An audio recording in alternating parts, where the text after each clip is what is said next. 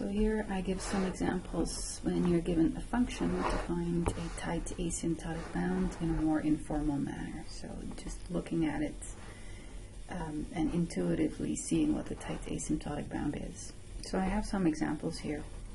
And in each of these examples, what I'm going to be looking for is the dominant term, which is the thing that weighs the most. The first one is simple. There is only one term. It says some constant times n, so f of n is some constant times n. So in this case, we always remove constants, so constants are removed whenever we come up with the asymptotic bound. So we can say that f of n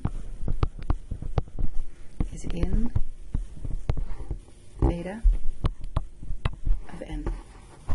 In other words, this is linear. The next one is a quadratic function, so the term that is most dominant, that weighs the heaviest, that grows the quickest, is an squared. So that is the one that we're going to be focusing on. And we can say, again, we're going to drop our constants. So this here runs in theta n squared. So the polynomial function. The third example has n log n and n times some constant. That is the biggest, is the first term, c times n log n.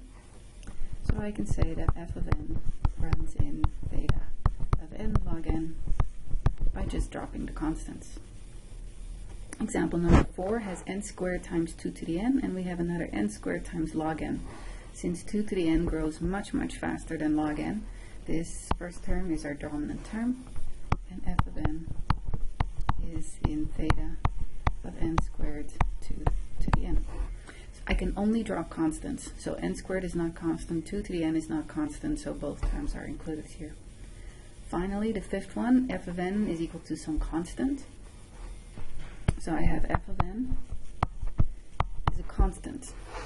As I said, I dropped the constant. So as soon as I have dropped the constant, all I have left is 1. I can rewrite this as saying c times 1. So now I have that f of n runs in theta of 1, and this is considered constant time. And if we look at the linear search, we had a worst case for linear search.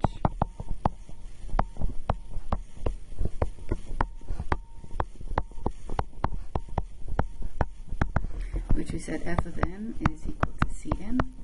So in that case, linear search runs in theta of n. Now our linear search best case was f of n is equal to some constant. So in the best case, linear search runs in linear time, or theta of n. So some examples on once you have a function, a runtime function, to come up with a tight bound. One thing to note is we need this equals here to come up with a tight bound.